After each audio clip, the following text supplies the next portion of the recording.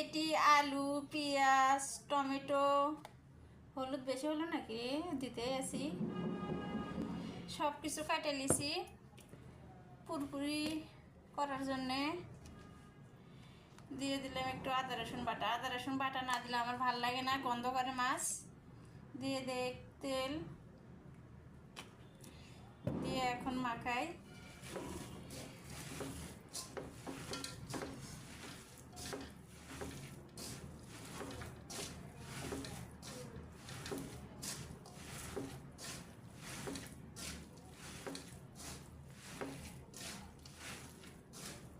পুরপুরির তরকারি কিন্তু মাখানের ওপরেই স্বাদ, যত মাখাতে পারবেন এত ভালো। মাখানের ওপরে আমার নানি করছিল যে পুরপুরি তরকারি হাতেতেই স্বাদ, যত করে মাখামো তাহলে তরকারির স্বাদ চলে আসবে।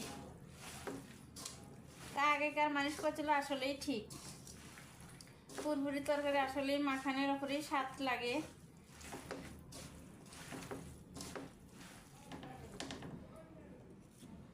এখন দিয়ে দিই মাছ।